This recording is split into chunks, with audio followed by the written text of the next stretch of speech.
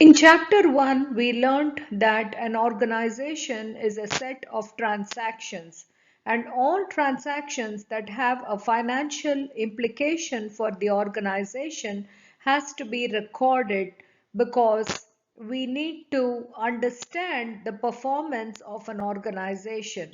Various interested parties need to understand how an organization is performing, including the key people in the organization who need to understand what direction the organization should take, whether the organization is making profits or losses. So that is why accounting is the language of business, and it is very key to the existence of any organization, whatever be the scale.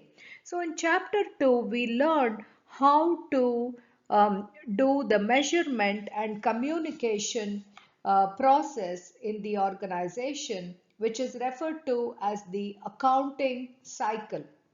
Now, the accounting cycle begins with measuring business activities during the time period when the organization is actually having those transactions or actually engaging in those transactions.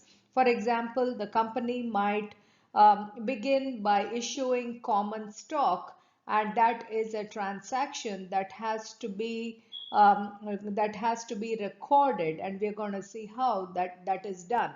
So there is a set of transactions that the organization has during the accounting period, and then in chapter 3 we see what happens in the accounting cycle when the end of the accounting period adjustments are made. But for now, we focus on the basics of transactions during the accounting period. That's what chapter 2 is about. When a transaction takes place, we need to first understand how it impacts the accounting equation.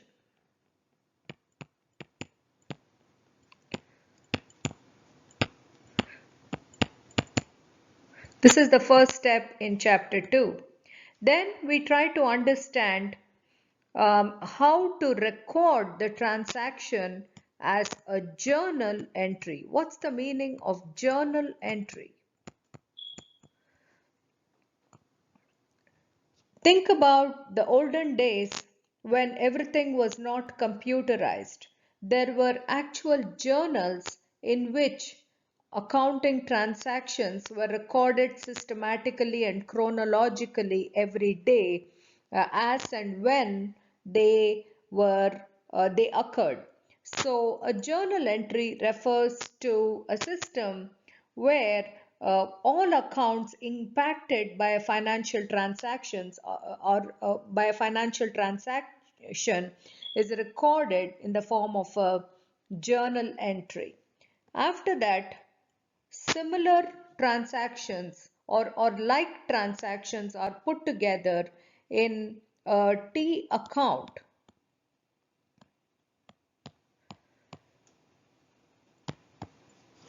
And then we learn about trial balances.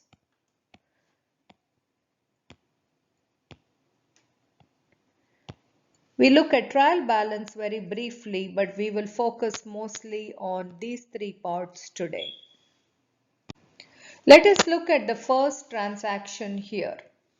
When a company starts business, the company needs cash to purchase assets, and those assets are resources that will be used in order to generate sales or services. Think about a factory that has to be set up. In order to set up the factory, the company needs cash, and once they receive the cash, they are going to buy the assets like factory equipment, plant, building, land, and using that they are going to generate products that is going to result in sales revenues. So in order to receive cash, the company might issue common stock to stockholders. Now, common stock The term common stock, don't let that worry you. When you go to chapter 11, you will learn that there is also another category called preferred stock. So to chapter 10, sorry, you will see that there is common and preferred stock. But for now, it is simply just issuing stock. So when a company issues stock to stockholders and stockholders in the open market subscribe to that company's stock, the company receives cash. When the company receives cash, let us see what happens to the accounting equation. So we all know that assets equals liabilities plus stockholders' equity, which can be written as common stock plus revenues minus expenses minus dividends. Now this is the expanded accounting equation. So now when the company receives cash by issuing common stock, the cash and let us say that the company receives cash of $100,000 by issuing common stock worth $100,000. Example.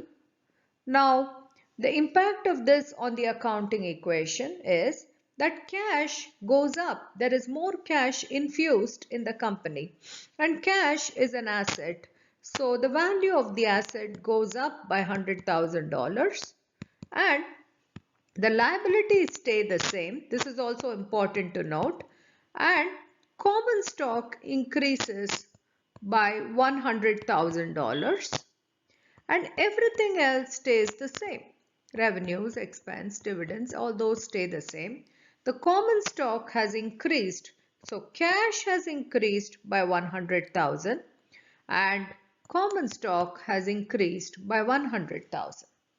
So now the accounting equation balances.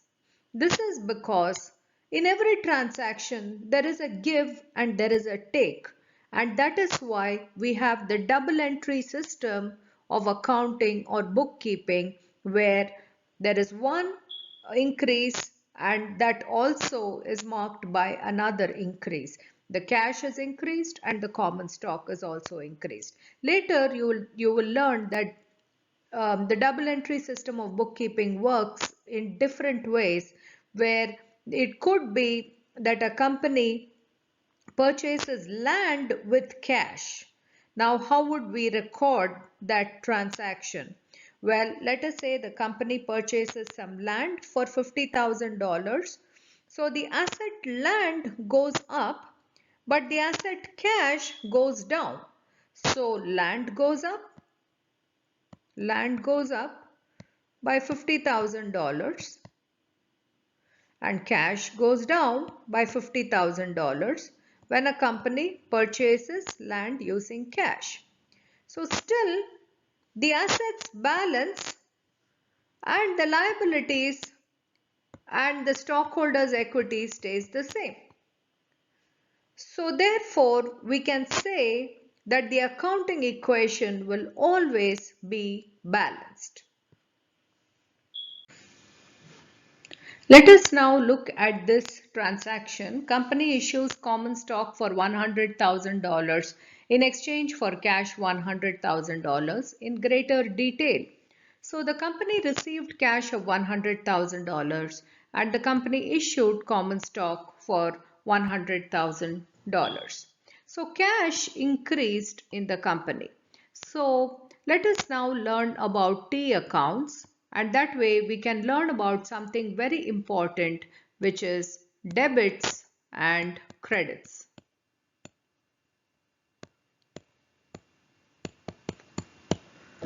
Now, the left side of the T account is known as debit and the right side is known as credit. Whenever there is an increase in an asset and cash is an asset, whenever there is an increase in an asset, you increase it on the debit side. So the company shows this $100,000 on the debit side.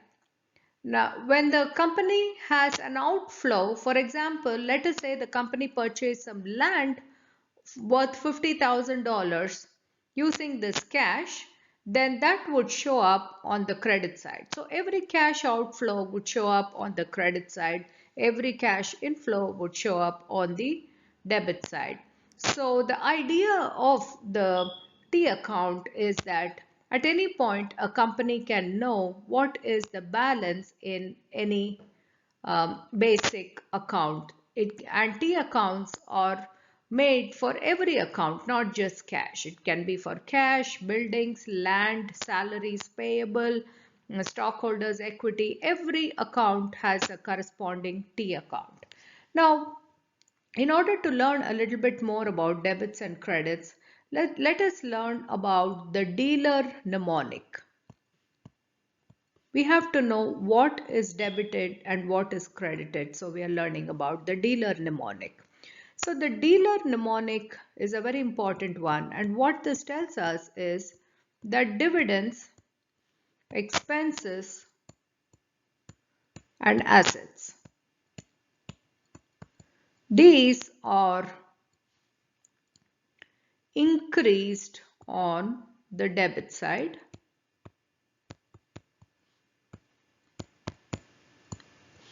and liabilities,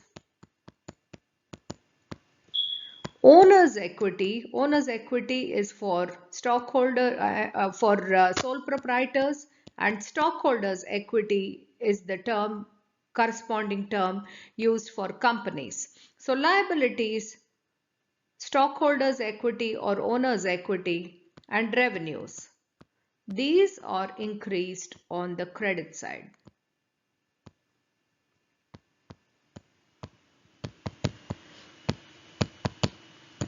So that's why it's DEA and LOR.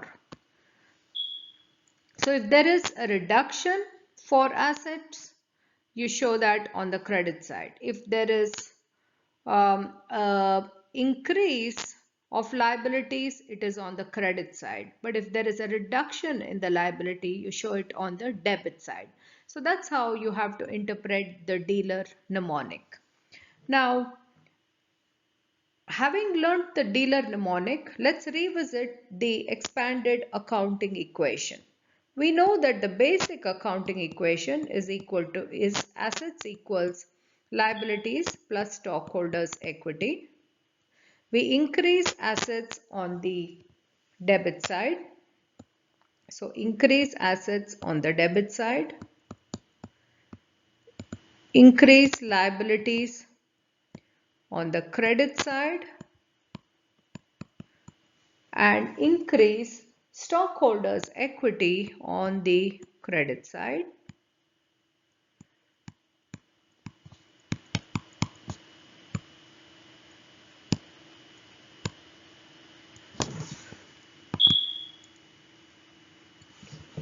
So now if we expand this accounting equation a little bit more, we know that assets equals liabilities plus common stock plus retained earnings. We are substituting stockholders' equity with common stock plus retained earnings. We know that assets has to be increased on the debit side. Liabilities has to be increased on the credit side.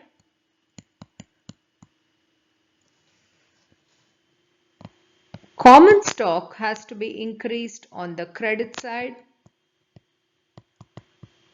And retained earnings has to be overall increased on the credit side. Now let's take this one more step further and expand it even more by substituting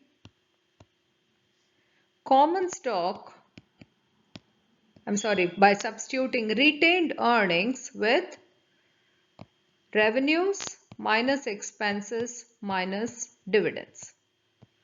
Of course, you also have to understand that there is a beginning balance of retained earnings that have to be taken into consideration, and you have to learn that from the chapter 1 recordings and the notes. So assets equals liabilities plus common stock plus revenues minus expenses minus dividends. So increase assets on the debit side, increase liabilities on the credit side, increase common stock on the credit side,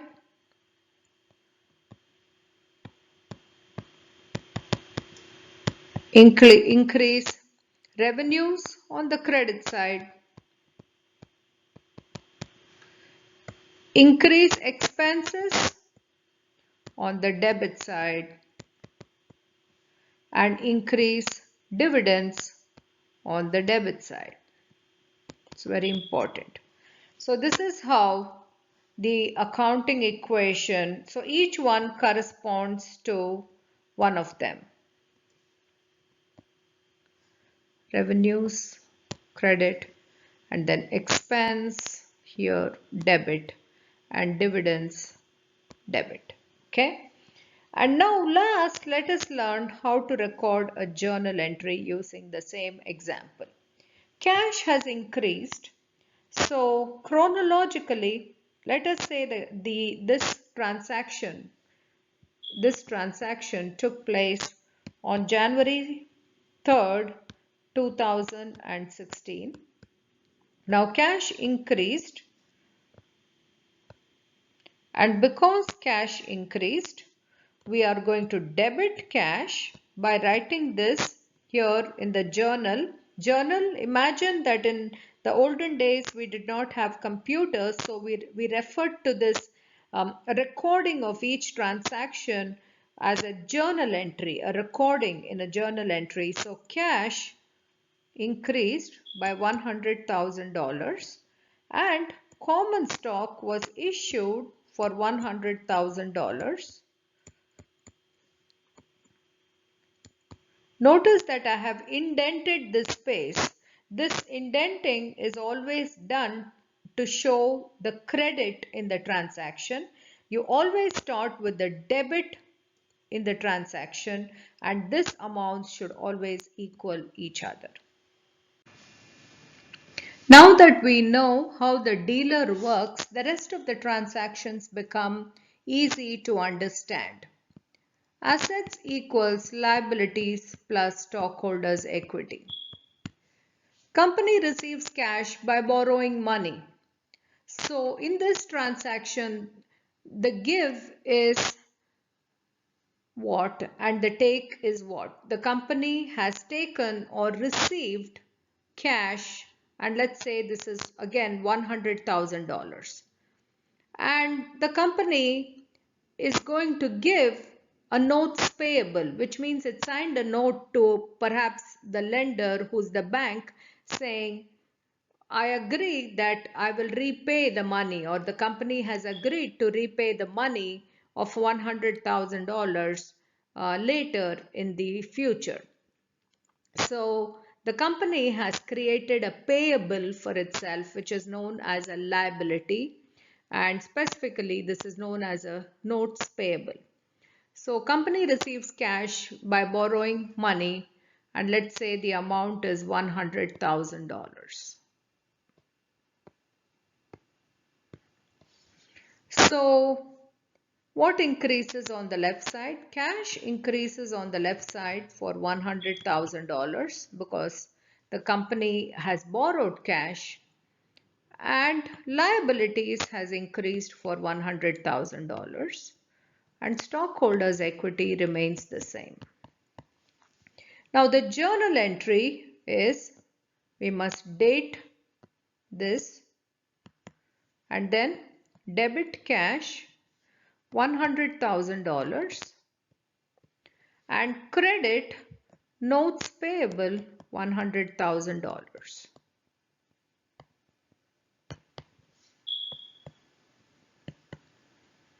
Now there will be two T accounts associated with this journal entry: cash and notes payable.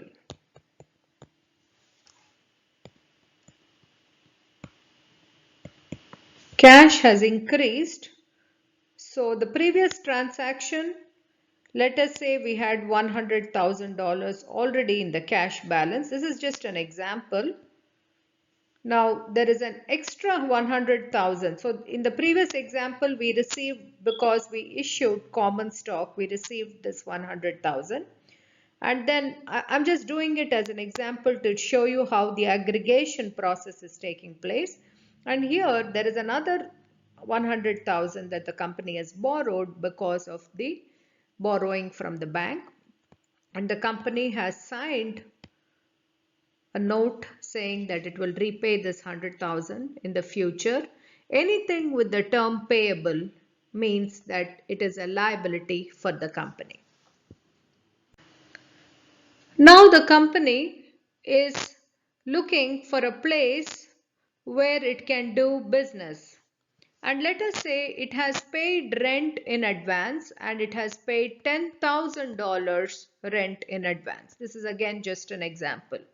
So this rent that is paid in advance is known as prepaid rent. Prepaid rent. And prepaid rent is an asset.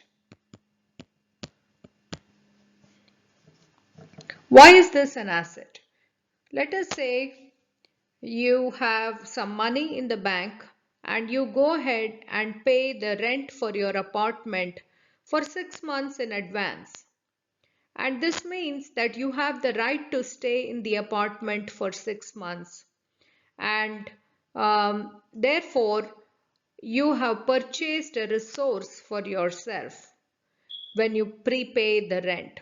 So like that, this company has prepaid the rent, and this prepaid rent is a resource to the company as of now, and it is therefore an asset.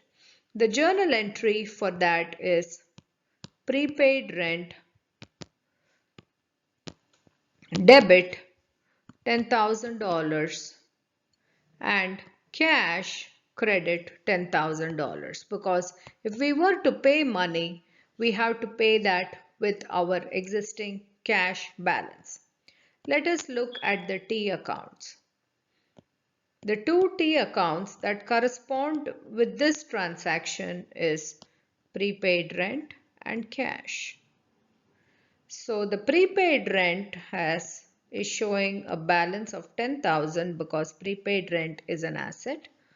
And cash now goes down. In the earlier examples, we had cash of 100,000 and then we had another cash inflow of 100, but now there is a reduction in cash of 10,000. So at this point, if the accountant wants to see what the balance is, the accountant knows that there is 200,000 on the left side minus 10,000 on the right side. So left side or the debit side and 10,000 on the credit side. So balance, the company is having 190,000 in its cash positive balance, which is all good. In this transaction, the company purchased supplies on account. So supplies when purchased is an asset. Think about a doctor's office. The doctor's office might purchase a whole bunch of supplies for the whole year. So this might be syringes, these might be blood pressure monitors, this might be cotton swabs and a whole bunch of other things that they need to take care of their patients. When these supplies are purchased, the company is paying not paying in cash, and the company says that they will pay later. This term on account means the company has an agreement with the supplier to pay later. Now let us say they purchase the supplies for $10,000 and they said to the supplier, I will pay you later in 30 days. So when the supplies came into the company's business, supplies is an asset and therefore we debit supplies for $10,000, and because the company is not paying cash immediately, we set up a liability there by calling it supplies payable. You can also call it accounts payable. You have to put the date here, and there will be two T accounts associated with this.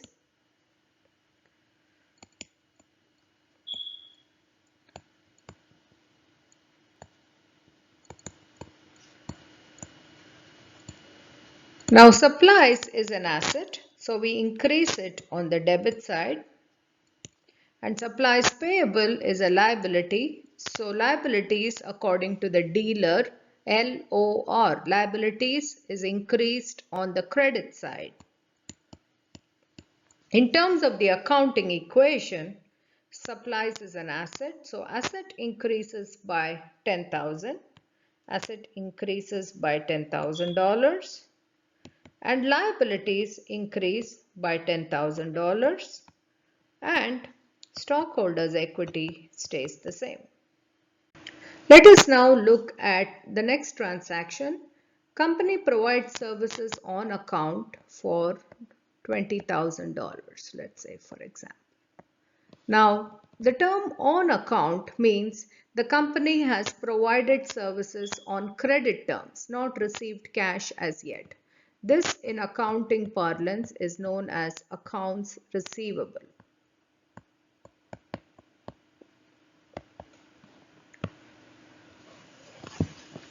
Now, accounts receivable, every company is looking to convert this accounts receivable to cash in short order, and therefore accounts receivable is an asset. And because the company has provided its part of the service on the contract, it is eligible to record the service revenue at this point. So this is part of the revenue recognition principle that we will focus on in chapter 3. So now let's look at the journal entry here. Accounts receivable debit for $20,000 and service revenue credit for $20,000.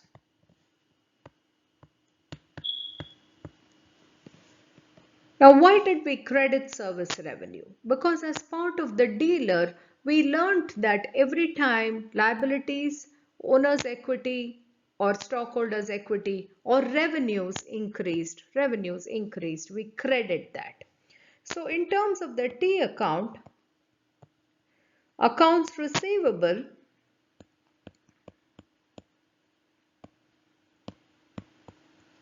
and service revenue.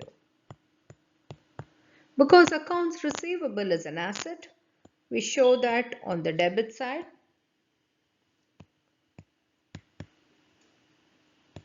And service revenue we show on the credit side. Now, how about the accounting equation? Accounts receivable is an asset, so the asset increased. It's important to remember that liability stays the same, but stockholders' equity overall has increased by 20,000. And why is that the case? Because retained earnings increases every time service revenue increases. And every time retained earnings increase, the stockholders' equity increases. Here's a very interesting transaction. In the previous slide, we saw that the company provided services, but it was on credit terms. They did not receive cash. So $20,000 was pending from the customer. Now the customer has paid cash for that $20,000. So how do we record the transaction? So the journal entry is, obviously, the company is receiving cash for $20,000. So cash goes up because the customer paid cash. How about the credit part of the transaction?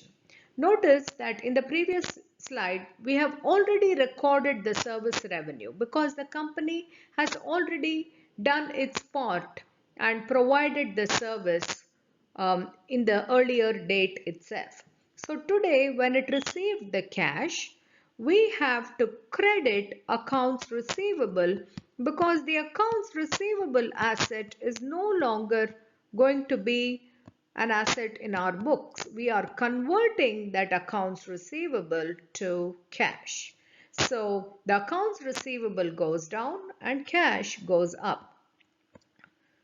Accounts receivable no longer stays as accounts receivable. So cash increases by 20,000 and accounts receivable that had a pending balance of 20,000 from the previous slide now goes down by 20,000 because the customer has closed the account and has paid for the transaction. In terms of the accounting equation, something interesting goes on here. So assets equals liabilities plus stockholders equity. Now one asset goes up, which is cash, and another asset goes down by exactly the same amount, which is accounts receivable. So net, the accounting equation still balances. This is the beauty of double entry system of bookkeeping, because in every transaction in the double entry system, there are two parts and those two parts always equal each other. Here, a company receives cash in advance from customers. Let us say this customer has made an order for a wedding cake and also catering for the wedding, and the entire thing cost $10,000. And this company is a catering company. They especially cater for weddings. And now the company has received this $10,000 in advance and they have not yet provided the service. Now this $10,000 in accounting parlance is known as deferred revenue. It's not yet earned revenue for the company. Sometimes you will also see this referred to as unearned revenue, because the company is only going to provide the service in the future. The company has already received the cash of $10,000 in advance. But what do we categorize this deferred revenue as? Now this deferred revenue is a liability for the company because they have not yet provided the service. So deferred revenue credit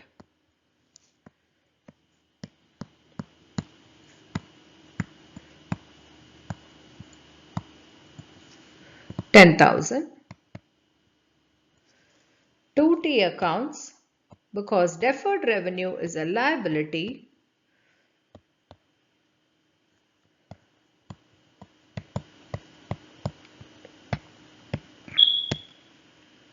We do this in the following way. Cash has increased by $10,000. So there's already some balance here in the cash, which I'm not carrying forward from the previous entries. I'm just writing the impact of this transaction here on the cash T account. And the deferred revenue has increased by $10,000. And because it is a liability and liability increases on the credit side, we show that here on the credit side or the right side. In terms of the accounting equation, assets equals liabilities plus stockholders' equity. Cash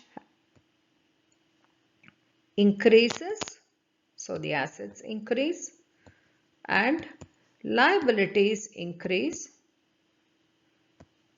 Liabilities increase and stockholders' equity increases. Now the company pays salaries to employees. And when nothing is said, that means the company has paid cash. Let us say the company has paid salaries to employees for $10,000. So here the company is having a salaries expense. So salaries expense debit $10,000 and cash credit $10,000. Why are we crediting cash? Because there is a cash outflow when we make a payment. So this is how the accountant is separating out the transaction and tries to understand what is the transaction about, what is being paid and what is being received. And in this case, the company pays cash and the company is receiving the services of the employees. So salaries expense debit and cash credit, and 2T accounts salaries expense and cash.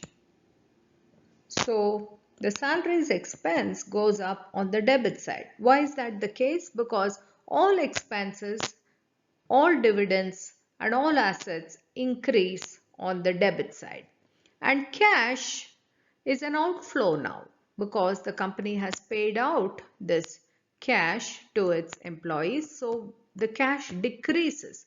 So every time assets decrease, we show that on the credit side. And now in terms of the impact on the accounting equation, is there an increase or decrease in cash? Well, there is a decrease in cash, so there is a decrease in the asset, and there is no impact on liabilities, so that stays the same. In terms of the stockholders' equity, the expenses have increased. So every time expenses increase, the retained earnings decrease, and every time retained earnings decrease, stockholders' equity decreases. Now here the company is paying dividends to stockholders. Let us say the amount of dividends paid is $5,000. Now dividends is an appreciation, or can be thought of as an appreciation, that the company is showing towards its stockholders for having invested their money in the company. So when the company declares and pays dividends, the company debits dividends. Remember, dividends is not an expense. Dividends is not an expense. This has to be reduced from the retained earnings. So dividends debit for $5,000 and the company has to pay cash for the dividends. So cash credit $5,000.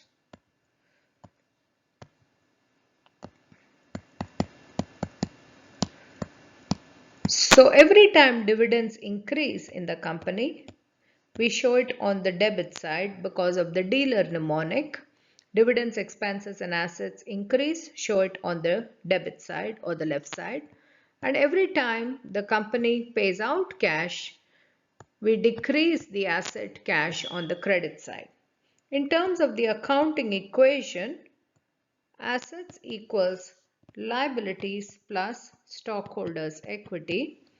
Asset cash goes down, liabilities stay the same, but stockholders' equity goes down because dividends reduce the retained earnings, and every time retained earnings go down, stockholders' equity goes down.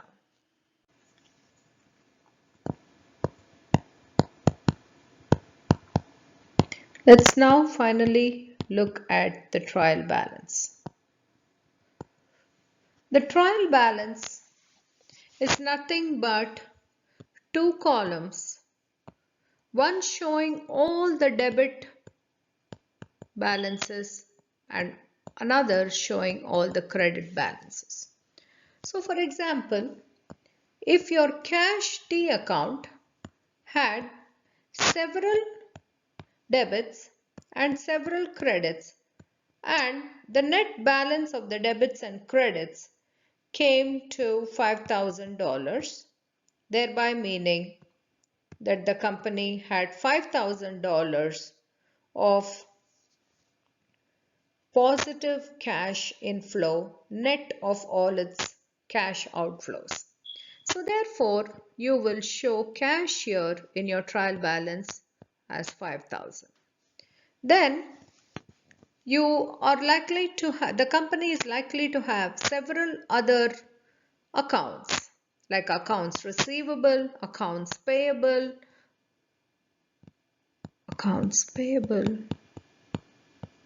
a credit liability, and let's say this amounts to 5,000.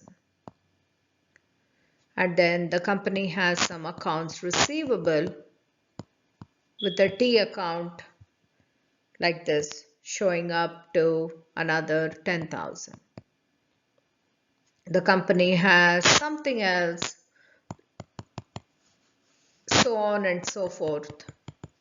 Several such accounts, and let's give another example here. Deferred revenue,